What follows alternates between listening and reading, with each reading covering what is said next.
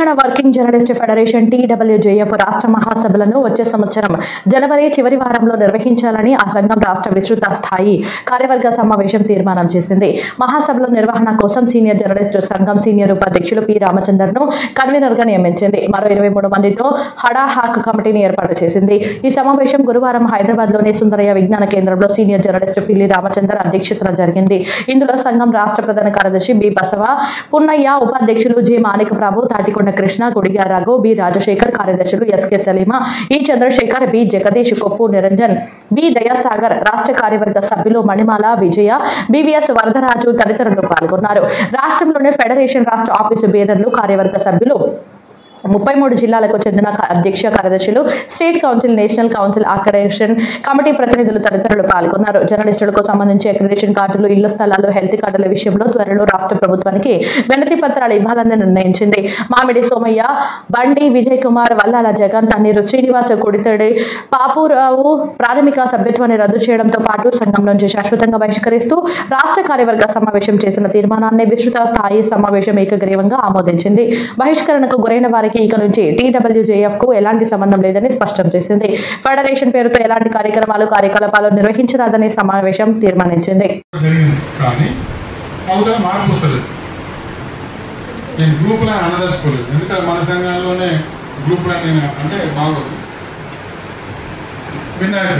వినాయకులు మనం స్వాగతిద్దాం. సంఘం అభివృద్ధి కోసం, సంక్షేమం కోసం, జర్నలిస్టుల అభివృద్ధి కోసం వాళ్ళ సంక్షేమ చేద్దాం, కార్యాచరణ చేద్దాం.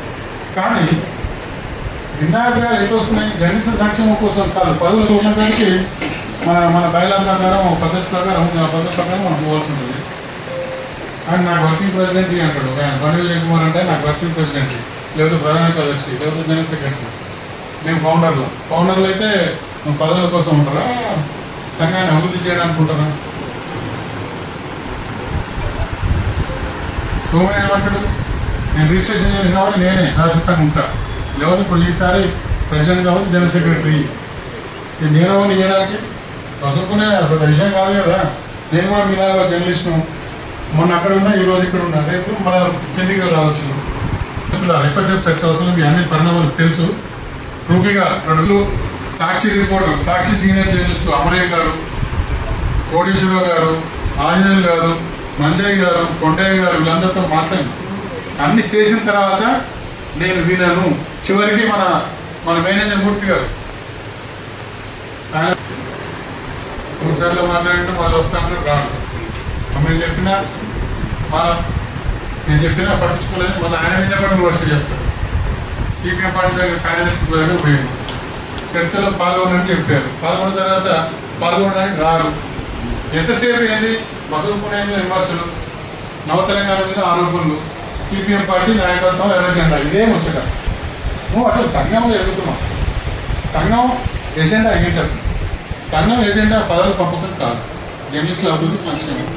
మరి మనం ఏం చేస్తున్నాం? అలాంటిది కొనసాగుతూ వచ్చింది. ఆ క్రమంలోనే అంటే సంస్థకి ముఖ్యం, అట్ ద సేమ్ టైం ఒక ప్రధాన బాధ్యతల్లో ఉన్న వ్యక్తులు ఆ సంస్థ పరుగుని కానీ, ఆ సంస్థ పేరును కానీ చెడగొట్టడానికి వీలు లేకుండా మన బిహేవియర్ అనేది ఉండాలి. కానీ ఒక అధ్యక్షుడుగానే కింద స్థాయి వరకు వెళ్ళి 2 సమావేశాలు జరుగుతుంటే ఆ జిల్లాలలో ఉన్న అధికారుల దగ్గర కానీ, ఆ జిల్లాలో పనిచేస్తున్న మిగతా వాళ్ళ దగ్గర కానీ సంఘ ప్రతిష్ట అనేది దిగజారిపోతుందా లేదా అనేది ఖచ్చితంగా ఆలోచించాలి వాళ్ళు.